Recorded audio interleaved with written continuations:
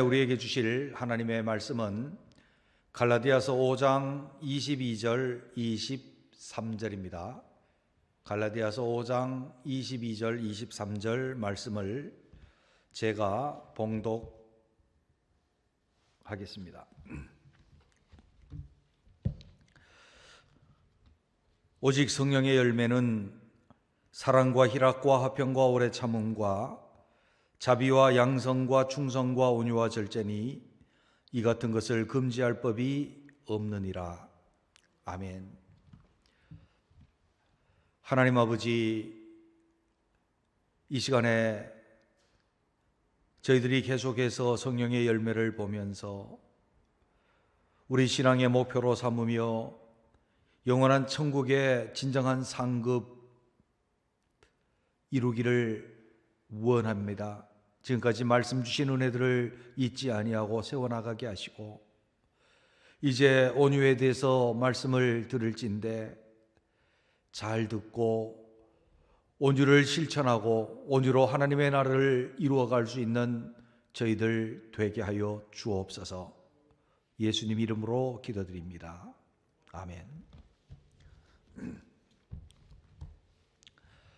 중국이 문호를 개방하여 기독교가 전파되기 시작할 때 모니카라고 하는 여선교사가 중국으로 건너가서 복음을 전하기를 시작했습니다. 그는 복음을 전하면서 복음만 전한 것이 아니라 사랑을 실천했습니다. 헐벗고 병든 이들을 돌보았습니다. 처음에는 외국에 선교사가 와서 하는 것을 이상하게 바라보고 배척하던 사람들이 점점 그의 사랑과 헌신에 감동이 되어서 그의 복음을 듣고 예수 믿기 시작을 했습니다. 점점 많은 사람들이 모여들었는데 이 모니카 선교사는 당시에 중국 사람들이 아직도 깨닫지 못하고 계몽되지 않아서 점쟁이의 영향을 많이 받았습니다. 정죄를 봐주고 점쟁이가 시키는 대로 하고 거기에 또 화역을 면하기 위해서 많은 돈을 갖다 바치고 했습니다. 그런데 이 모니카를 따르다가 보니까 모니카가 말을 합니다. 점쟁이를 따르고 섬기는 것은 하나님을 배반하는 것이요, 그것은 참으로 잘못된 삶이고 잘못된 데 인생을 허비하는 것이다 라고 가르쳤습니다. 그의 가르침을 따른 예수 믿는 많은 사람들이 복음이 전파될수록 점을 치지 않은 것입니다. 그래서 점치는 일을 그만두고 다 주님께로 돌아왔습니다. 근데 굉장히 많은 점쟁이들이 그 지역에 있었는데 그 점쟁이들이 갑자기 먹고 살 길이 끊어진 것입니다. 에베소에서 그랬던 것처럼요. 그래서 굉장히 모니카를 싫어했는데 어느 날 모니카가 사람들을 모아놓고 복음을 전하고 있습니다. 예배하면서 복음을 전하고 있을 그때에 점쟁이들이 못난 감자들을 가지고 와서 양돼지는 꺼져라, 이 감자나 먹고 꺼져라 라고 집회 시간에 마구 집회를 하고 있는 사람들과 이 선교사에게 마구 집어던졌습니다. 그래서 집회가 중단이 되어버렸습니다. 그리고 나서 몇 달 뒤에, 여러 달이 흐른 후에 모니카가 점쟁이 집들을 찾아갔습니다. 짐꾼들과 함께 찾아갔는데 거기에 커다란 짐보따리를 점쟁이들에게 주었습니다. 점쟁이 깜짝 놀라서 이것이 뭐냐라고 물을 때에 그때 던지신 감자를 심으라는 것인 줄 알고 제가 심어서 많은 수확을 했습니다. 그래서 이것을 돌려드리려고 가지고 왔습니다 라고 돌려주었답니다. 분노하고 대적하고 싸워야 할 만한 그런 상황 속에서 분노하지 않았고 선교사로서의 위치를 지키고 변함없는 태도를 나타내는 그것을 보고 그 점쟁이들이 이런 품성에 감동이 되었고 예수를 믿었고 점쟁이의 회심은 많은 반향을 불러일으켰고 복음 전도가 크게 확산되었다라고 그렇게 전해지고 있습니다. 사실 우리는 그리스도인으로 살면서 세상의 빛과 소금으로서 이 세상을 얻어가야 되는 모니카와 같은 그런 입장이지만, 때로는 우리는 쉽이 분노하고 조급하고 우리의 권리가 침해되어질 때에 우리는 평정심을 잃어버릴 때가 많이 있습니다. 그런 면에서 본다고 한다면 우리는 온유라고 하는 것은 우리에게 정말로 중요한데, 쉽지 않은 것인데, 우리가 능력 있는 그리스도인이 되느냐 그렇지 못하느냐라고 하는 것을 갈라놓는 관건이 되어질 수 있을 것입니다. 우리는 지난 주일날 먼저 절제부터 했고, 오늘 온유라는 것을 좀 더 아주 하나님 나라에 있어서 본질적인 것이기 때문에 그 온유라는 것을 좀 살펴보기를 원합니다. 지금까지 예를 따라서 먼저 온유가 무엇인지에 대해서 좀 보기를 원하고, 왜 온유해야 되는지에 관해서 살펴보고 어떻게 온유할 수 있을까 계속해서 그렇게 보기를 원합니다. 온유라는 말 사전적 의미, 단어는 이렇습니다. 프라우테스라고 하는 단어인데, 이 프라우테스라고 하는 단어는 다투지 아니하며 남의 무례함을 덮어주며 복수하지 아니하며 라고 하는 의미를 가지고 있습니다. 단어 자체의 뜻은 그렇습니다. 싸우지 아니한 그런 모습들, 또 남이 무례하다 할지라도 그것을 덮고 넘어가는 그런 것들, 남이 우리에게 잘못한 것에 대해서 복수하지 아니하는 것, 그것이 프라우테스라고 하는 단어의 의미입니다. 그러나 우리 품성적 관점에서 본다라고 한다면, 우리가 주님의 두 번째 명령, 나를 따라오너라 내가 너희를 사람을 낳는 어부가 되게 하리라 라고 했던 그 명령에서 볼 수 있습니다. 예수 그리스도를 주로 인정하고 주여 나를 떠나서서 나는 죄인이로소이다 고백하는 베드로에게 주님이 말씀합니다. 나를 따라오너라, 이후로는 내가 사람을 취하리라 라고 했을 때 베드로가 어떤 반응을 보였습니까? 베드로의 반응은 모든 것을 버려두고 주를 따르니라. 자기의 모든 것을 버리는데 그 속에는 갈등이 일어나지 않았습니다. 분노나 우울함이나 자기 연민이나 이런 것들이 일어나지 않았습니다. 주를 따르는데 자기 인생의 많은 부분을 포기해야 하는데 거기에 대해서 갈등을 일으키거나 그의 마음이 불편하지 않았습니다. 평정심을 잘 유지하고 있는 것이었죠. 모든 것을 다 버리고 주를 따를 수 있는 그 명령에 대하는 우리의 마음의 자세, 그리고 신앙적인 자세, 태도가 무엇입니까? 그것을 우리가 성경을 통해서 본다면 주님이 누구신지를 알고 그의 은혜가 나타나실 것을 믿고 내 권리를 포기함으로써 주를 따르는데 거침이 없는 것, 그것이 온유라고 하는 단어에 담겨질 수 있는 것입니다. 더 쉽게 말하면 주를 신뢰함으로 어떤 경우에도 평정심을 잃지 않는 것입니다. 3차적 적용으로 가면 주님과 관계없이도 우리에게 어떤 상황이 와도 우리는 그것을 받아들이고 그 속에서 내 자세를 바꾸지 아니하고 평정심을 가져갈 수 있는 것이 온유라고 하는 단어 속에 포함되어진 것일 것입니다. 우리는 온유하다라고 한다면 세상적인 면에 있어서 거짓 겸양으로 웃고 누가 뭐라 그래도 때로는 비굴한 모습이라도 보이고 때로는 우리가 다투지 아니하는 그냥 우유부단한 성격, 그런 것까지 온유에 포함될 수 있느냐라고 했을 때 신앙적 관점에서 보면 온유는 주의 절대 주권을 인정하고 주의 은혜의 나 자신을 맡김으로 내가 내 주관적으로 생각하기에 좋지 못한 상황이 내게 펼쳐지거나 때로는 내가 포기해야 될 것이 내게 있고 내 권리라도 포기해야 될 것이 있을 때에 그것을 포기하고 거침없이 주를 따르고 주의 뜻이 내 속에서 거침없이 흘러갈 수 있는 상태, 그것이 온유라고 하는데 온유라고 하는 품성에 포함되어져 있는 것일 겁니다. 이 단어는 때로는 문자적으로 쓰고 때로는 품성적인 면에 있어서 성경에서 쓰는 온유 대부분이 일치하고 있는 단어들입니다. 그럼 왜 온유해야 합니까?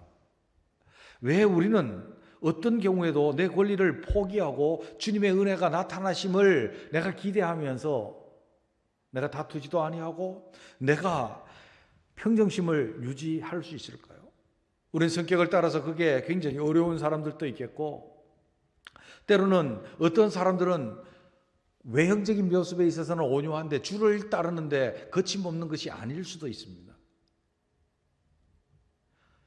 왜 우리는 온유해야 합니까? 온유는 모든 열매와 같이 성령의 열매이며 하나님께서 우리를 세우시고자 하는 목적에 부합해 나가는 그런 일들이기 때문에 당연히도 우리는 온유의 열매를 맺어야 합니다. 하나님 나라의 보석과 같은 자들로 서기 위해서 당연히 온유의 열매를 맺어야 합니다. 그러나 그 외에 온유함으로써 우리에게 주시고자 했던 그 약속들도 있고 온유해야 되는 당위성도 있습니다. 그 첫째가 왜 온유해야 합니까? 첫째는 온유한 자가 땅을 기업으로 얻기 때문입니다.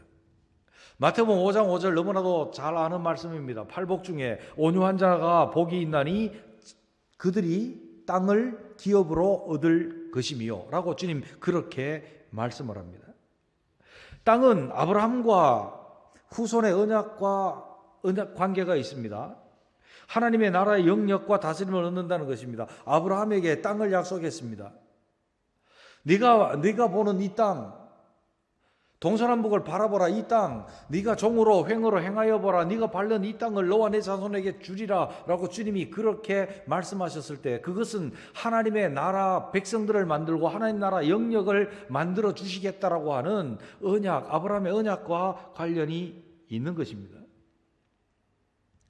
천국은 침노하는 자의 것입니다. 하나님 나라를 내가 이루는 그 영역들, 하나님 나라의 다스림을 가지고 하나님 나라를 내가 소유할 수 있는 그 영역들, 그것은 침노하는 자의 것인데 그것을 침노하고 그것을 얻는 방식이 뭐냐? 무기를 들고 얻는 것 아닙니다. 십자군 전쟁을 일으키듯이 무력으로 얻는 것도 아닙니다. 그것은 온유한 자가 땅을 기업으로 얻을 것이라고 주님이 말씀합니다. 시편 37편 11절에 오직 온유한 자는 땅을 차지하며 풍부한 화평을 즐기리니 라고 말씀을 합니다.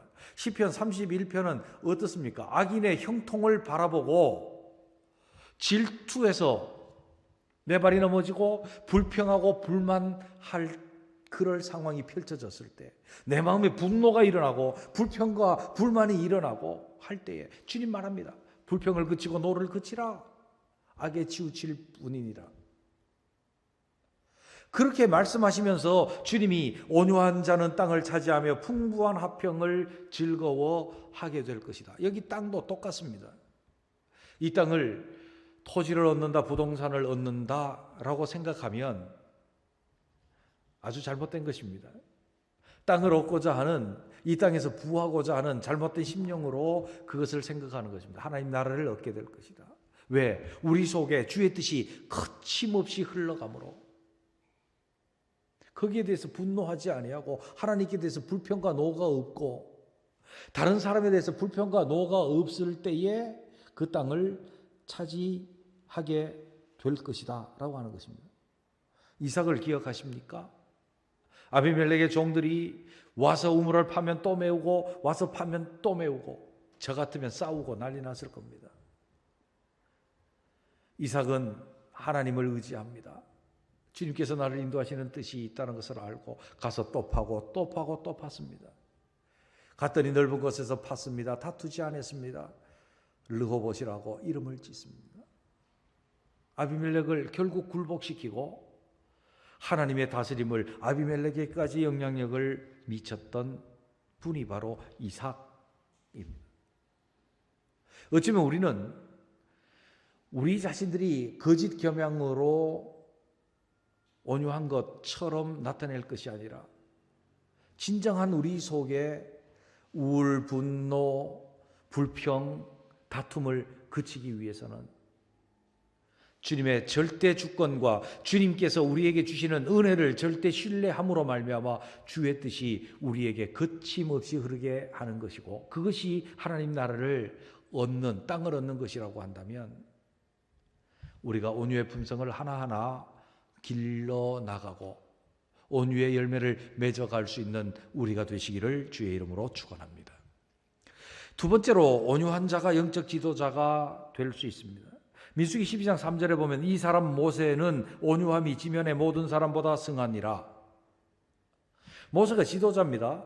그런데 어떤 지도자입니까? 온유한 지도자래요. 온유한 지도자라고 했을 때 우리는 다른 사람에 대해서 화를 내지 않는다는 것을 먼저 생각하는데 그런 뜻이 아니죠. 주의 뜻이 그에게 거침없이 흘러가는 자였다는 겁니다. 주의 뜻이. 그래서 하나님 나라의 지도자가 된 것입니다.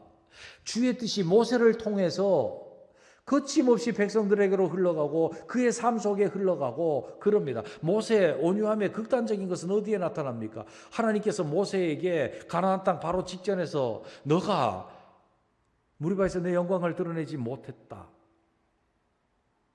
그러므로 가나안 땅에 들어가지 못할 것이다. 너는 느보산에 올라가서 죽어라. 모세의 반응이 어땠습니까? 그냥 느보산에 올라가서 죽으라고 했는데 그가 거기에서 거치는 마음이 있었습니까? 분노합니까? 아니면 슬픔에 빠졌습니까? 성경은 아무것도 말씀하지 않습니다. 그냥 주의 뜻을 따라서 느보산에 올라가서 죽었습니다. 그의 온유함이 정말로 극도에 달한 극단적인 온유함이 그 속에 있었음을 말합니다.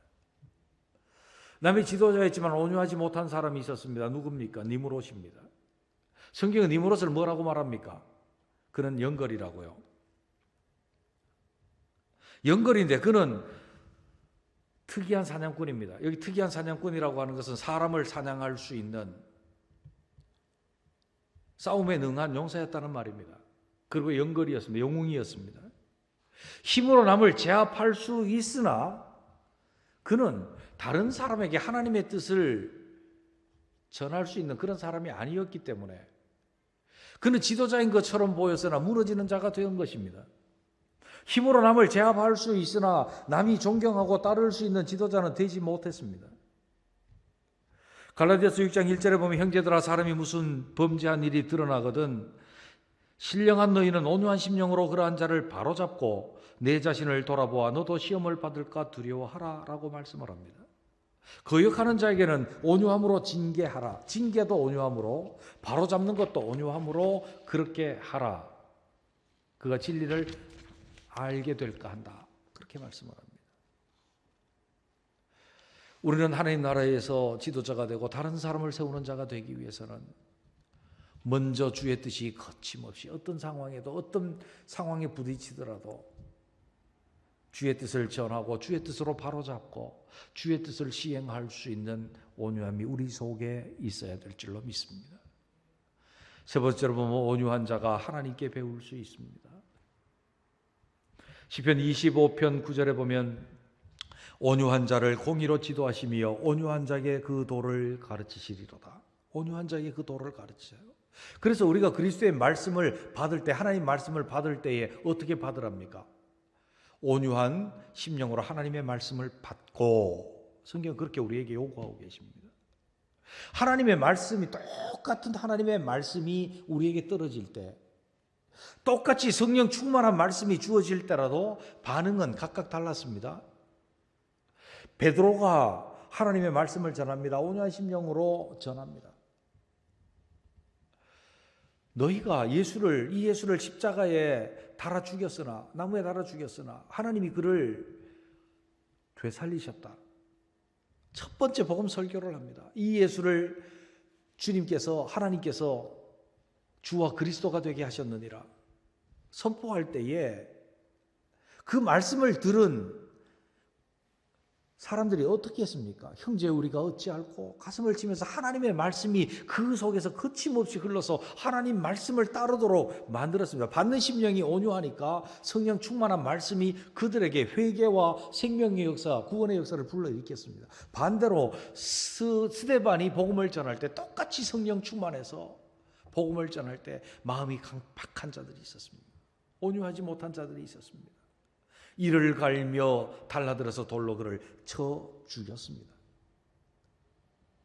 우리는 생각해야 합니다. 하나님의 말씀을 듣고 하나님께 배우고 하나님 앞에서 변화되어질 수 있는 사람이 누굽니까? 그 사람은 온유한 마음을 가진 사람입니다. 거침없이 주의 뜻이 흘러서 분노나 갈등을 일으키지 않을 수 있는 마음으로 하나님의 말씀을 들을 때에 그 말씀이 믿음으로 화합되어지고 유익이 될 줄로 믿습니다. 말씀을 들을 때 우리에게는 싸움이 일어납니다. 갈등이 일어납니다. 말씀을 따를 것인지 여전히 내가 육신을 따르고 내 삶에 지금까지 살아왔던 그 삶의 패턴을 붙잡을지 내 속에 갈등이 일어날 때에 주의 뜻이 내게 거침없도록 성령의 손을 들어주는 것이 성령의 열매를 맺고 그것이 나를 배우고 변화시키고 하나님의 사람으로 세우는 것이기에 우리는 온유를 취하고 온유의 열매를 맺을 수 있는 우리가 되어야 할 줄로 믿습니다. 그렇다고 한다면 우리는 어떻게 온유의 열매를 맺을 수 있을까요? 우리는 그리스도의 온유를 배워야 합니다. 겸손도 우리가 주님께 배워야 하고 온유도 배워야 합니다. 온유와 겸손은 떨어질 수 없는 것이에요. 마태복음 11장 29절에 보면 나는 마음이 온유하고 겸손하니 나의 멍에를 메고 내게 배우라. 그러면 너희 마음이 쉼을 얻으리니. 아멘. 주님의 마음은 온유해요. 온유하다는 것은 하나님 아버지의 뜻이 그에게 거침없이 흘러가고 분노를 일으키거나 갈등을 일으키지 않았다는 것입니다. 겸손이라고 하는 것은 하나님의 절대 주권을 인정하고 그 앞에 하나님의 뜻을 따르기로 결심하는 겁니다. 그렇기 때문에 온유와 겸손은 항상 붙어 있는 거예요. 온유와 겸손으로 옷 입고 따로 떨어진 것이 아닙니다. 그런데 그것을 주님 앞에 배워야 합니다. 나의 멍에를 메고 내게 배우라. 주님의 멍에가 무엇입니까? 십자가입니다. 그것을 메고 주님께 배워야 합니다. 그러면 너희 마음이 쉼을 얻을 것이다. 골로새서 3장 12절에 보면 그러므로 너희는 하나님의 택하신 거룩하고 사랑하신 자처럼 긍휼과 자비와 겸손과 온유와 오래 참음을 옷 입고 하나님 앞에 겸손한 자, 그래서 주의 뜻을 따를 수 있는 것을 배우는 자만이 온유를 얻을 수 있습니다. 주님이 어떻게 하셨는지를 생각해 보십시오. 주님은 만왕의 왕이요 만주의 주이시되 하나님 아버지 앞에 겸손했죠. 그리고 아버지의 뜻을 이루기 위해서 눈물과 말로 할 수 없는 탄식으로 겟세마네 기도의 동산을 기도하시고 온유와 겸손을 배우셨다라고 그렇게 말씀한 거예요. 여러분, 우리는 본질적으로 육체 가운데서 교만한 자들입니다. 교만할 조건도 아무것도 없습니다. 요즘 속된 말로 애들이 그러더라고요. 개뿔도 그러더라고요. 개가 뿔이 있습니까? 없습니까? 없죠. 근데 있는 것처럼 말하는 게 개뿔도거든요. 우리의 교만은 어떻습니까? 자기에게 아무것도 없는 게, 개뿔도 없는 게 뭐 있는 것처럼, 뭐 대단히 높은 것처럼 나타내려고 하는 거죠. 그러다가 보니까 겸손하지 못하니까 온유함이 없습니다. 그것이 거절당하고, 내 교만이 거절당하고, 내 자아가 무시당하고, 그러면 화나는 거죠. 내 뜻대로 안 되면 분노가 일어나는 것이고, 분노하는데 분노를 해도 안 되면 우울이 일어나는 것이에요. 우리는 주님께서 어떻게 하셨습니까? 십자가를 지시기 위해서 눈물로 기도하셨습니다. 피 섞인 땀이 땅에 떨어지시듯 기도하셨습니다. 그리고 겸손을 배우셨고 온유를 배우셨습니다. 그리고 우리의 모범이 되셨다면 우리도 기도함으로 겸손해지고 온유함으로 주님의 영향력 속에 주님께 배울 수 있는 우리가 되시기를 바랍니다. 우리 자신들이 주님의 영향력을 떠나는 그 순간에 온유가 사라지고 싸나워집니다. 주의 온유를 배우지 않으면 싸나워지고 싸우기를, 다투기를 좋아하는 자들이 됩니다. 주님이 그렇게 아버지의 뜻을 따랐던 그것을 배울 수 있어야 합니다. 두 번째로 어떻게 온유할 수 있습니까? 죄를 버려야 합니다. 야고보서 1장 21절에 보면 그러므로 모든 더러운 것과 넘치는 악을 내어버리고 능히 너희 영혼을 구원할 바 마음에 심긴 도를 온유함으로 받으라. 온유함으로 그 도를 받고 주 예수 그리스도의 뜻대로 우리가 살아가는 그 길은 모든 더러운 것과 넘치는 악을 내어버리라 라고 하는 것이 전제 조건이 되어 있습니다. 우리 속에 죄와 악이 무엇입니까? 하나님의 뜻에서 빗나가는 것, 타마르티아 하잖아요. 죄가 하나님 뜻에서 빗나가는 거예요. 하나님의 뜻을 거절하는 거예요. 하나님의 뜻이 내게 거쳐서 내가 빼버리고 내 뜻대로 나가는 것이 죄와 악이에요. 이것을 우리가 여전히 가지고 있는 한에는 주님께서 내게 어떤 상황과 어떤 환경으로서 내게 뜻을 나타낼 때 우리는 거기서 분노합니다. 주님의 말씀으로서 우리에게 도를 주실 때 우리는 온유함으로 받는 것이 아니라 거기에 분노하고 불평하고 거기에 저항을 하게 되죠. 그렇기 때문에 우리는 온유하고 우리의 평온함을 유지하고 항상 변치 않은 좋은 그런 모습으로서 평정심을 잃지 아니하고 주의 뜻이 거침없이 내게 흐를 수 있게 하기 위해서는 죄와 악을 우리 속에서 내버려야 하고 우리 죄와 악을 위해서 십자가를 진 주님을 의지하고 회개하고 세워져 나갈 때에 우리가 온유할 수 있다는 것입니다. 세 번째로 우리는 어떻게 온유할 수 있습니까? 우리의 말과 행동을 다스릴 것이 아니라 우리의 마음이 온유를 쌓아야 합니다. 거침없이 주의 뜻을 쌓아 나가야 합니다. 누가복음 6장 45절에 있는 말씀을 보면 선한 사람은 마음에 쌓은 선에서 선을 내고 악한 자는 그 쌓은 악에서 악을 내나니 이는 마음에 가득한 것을 입으로 말함이니라. 아멘. 우리 마음에 악을 쌓으면 악이 나와요. 그럼 주의 뜻을 못 따르겠죠. 선을 쌓아놓고 하나님의 뜻을 쌓아놓고 하나님의 뜻을 어떤 경우에도 내가 하나님의 뜻대로 이루겠다. 하나님의 인도하심을 내가 철저하게 신뢰하고 하나님의 은혜가 나타나심을 철저하게 신뢰하겠다. 내 마음을 그렇게 쌓아놓으면 상황이 나빠도 하나님께서 우리에게 베푸시고자 하는 그 은혜를 내가 의지할 수 있다라고 하는 거예요. 이번에 코로나19 사태를 경험하면서 어떤 때는 우리의 영혼이 막 지옥 같은 예배하지 못하는 것이 얼마나 답답합니까? 복음을 전하지 못한다는 것이 얼마나 우리에게 꽉 막힌 영혼과 같겠습니까? 봉사하지 못하고 교제하지 못하고 가르치지 못하는 것은 우리에게 있어서 정말로 답답한 어둠과 같은 일입니다. 그러나 하나님께서 왜 코로나를 허락하셨을까? 그 속에는 하나님의 뜻이 있다는 것을 우리는 압니다. 하나님께서 우리를 새롭게 하실 뜻이, 우리를 돌이키실 뜻이 그 속에 있고 이후에 우리에게 주실 은혜가 있기에 우리는 이것을 주의 뜻으로 받아들이고 이 뜻에 믿음으로 순종해 나갈 수 있는 그 마음이 우리 속에 있습니다. 우리가 쌓으면 쌓을 수 있는 거죠.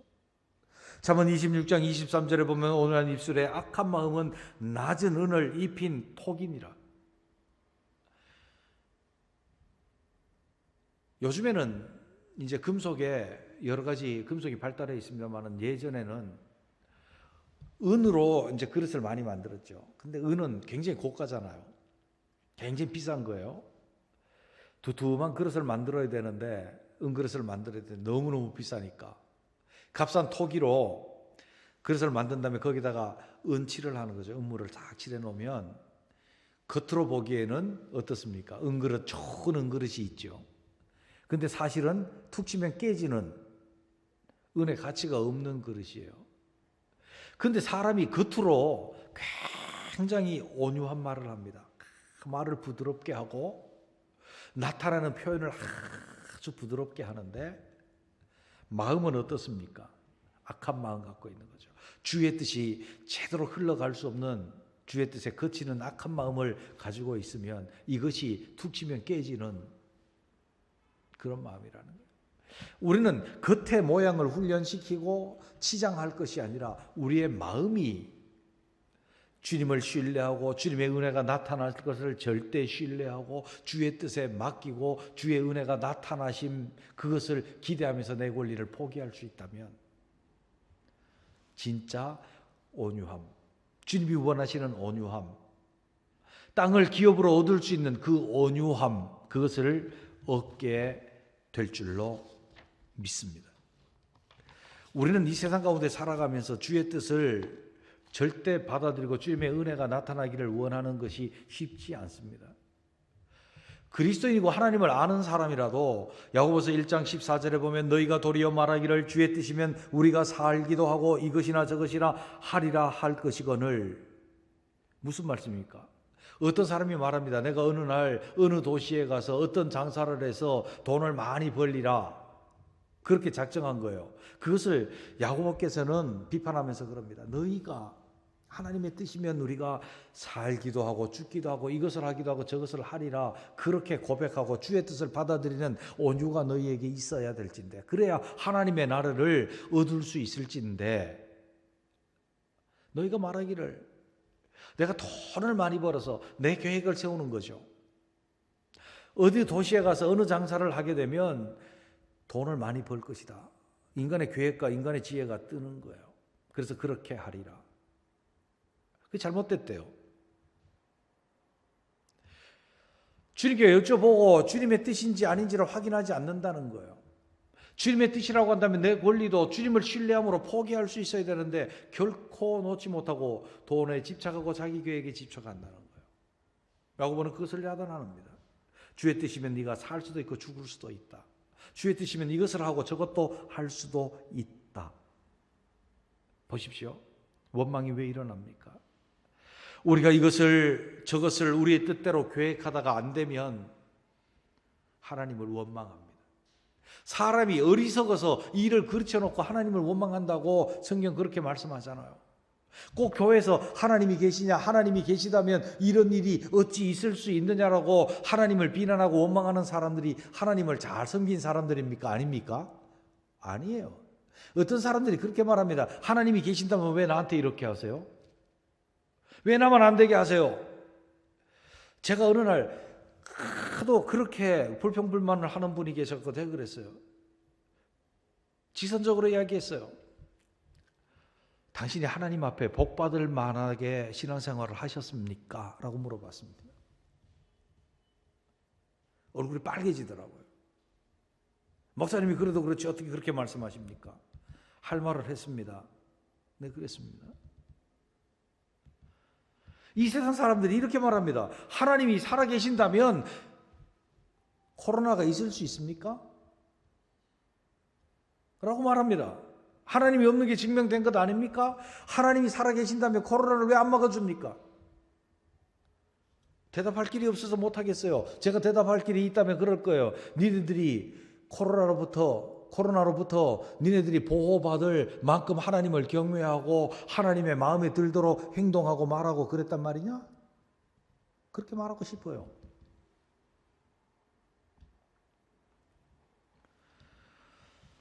우리가 주의 뜻이면 이것도 하고 저것도 할 것입니다. 살기도 하고 죽기도 할 것입니다. 라고 주의 뜻이 그 속에 거침없이 흐를 때에 하나님께서는 우리로 하여금 땅을 기업으로 얻게 하시고 하나님께서는 영적 지도자로 세우실 것이며 하나님 앞에서 우리를 성수시켜 나가실 줄로 믿습니다. 말씀을 맺기를 원합니다. 오직 마음에 숨은 사람을 온유하고 안정된 심령에 썩지 않을 것으로 하라. 이는 하나님 앞에서 값진 것이니라. 세상 사람들은요, 무엇인가 소유하고 취하고 내 것으로 만드는 것, 그것을 성공이라고 말합니다. 값어치 있는 것이라고 말합니다. 그러나 그리스도인들은 그것이 값어치 있는 것이 아니고 그리스도인들은 온유한 안정된 심령 가지는 것이 하나님 앞에서 값진 것이다 라고 말합니다. 때로는 우리에게 상황이 나빠지면 우리는 안정되지 못하기 때문에 주의 뜻이 거침없이 흘러가지 않습니다. 안정된 심령 대단히 중요합니다. 그것은 주님의 은혜에 나 자신을 다 맡기고 내 권리를 포기할 수 있을 때 얻을 수 있는 것이 안정된 온유한 심정입니다. 우리는 그것을 얻음으로 하나님 앞에 정말 내가 값어치 있는 것을 얻었다. 이것이 얼마나 값진 것이다. 온유함이 얼마나 값진 것이다 라고 하는 것을 새기고 온유함의 열매를 맺어서 세상에서는 빛과 소금이요 하늘나라에서는 큰 상급이 되어질 수 있는 우리 모두가 되시기를 주님의 이름으로 축원합니다.